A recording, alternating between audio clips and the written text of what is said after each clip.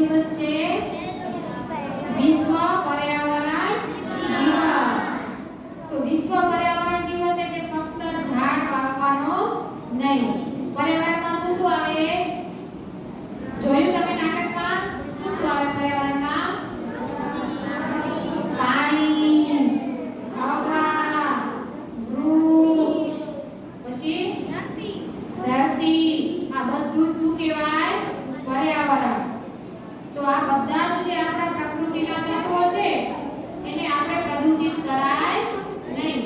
આમાંથી તમે જેટલા પ્રદૂષિત કરો છો એમાંથી હવે ઓછું કરશો ને.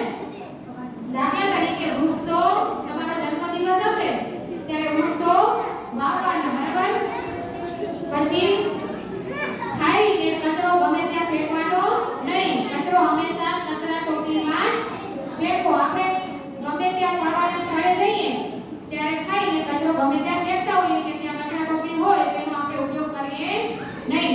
પણ હવેથી આપણે નિયમ લેશું કે કોઈ પણ સ્થળે ફરવા જશું ત્યારે કચરો કચરાપેટીમાં નાખશું, કોઈ તળાવમાં કે ગમે ત્યાં ફેંકશું નહીં, જમીન ઉપર. પછી ઝાડને તોડશું નહીં, એનો ઉછેર કરશું. પાણીનો બગાડ કરશું નહીં, એનો પૂરતો ઉપયોગ કરશું. જેટલું જોઈએ એટલું જ પાણી વાપરશું. ને હવાને પ્રદૂષિત કરવા માટે તમે લોકો તો સાયકલ ચલાવો છો, પણ અમે લોકો જરાક એક જગ્યાએથી બીજી જગ્યાએ જવું હોય તો ગાડી લાવીએ તો ગાડીમાંથી જે ધુમાડો નીકળે એ હવા પ્રદૂષણ કરે ને. તો જેટલું બની શકે એટલું પગે જઈ શકાય ત્યાં પગે જવાનો પ્રયત્ન કરીશું, અથવા તો સાયકલ ચલાવવાનો પ્રયત્ન કરીશું. એટલે હવા પ્રદૂષણ થતું અટકશે.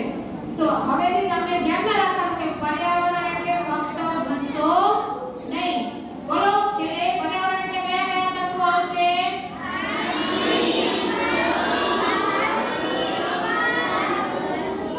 પાણી, માટી, હવા, વાયુ. જમીન એટલે માટી, બરાબર?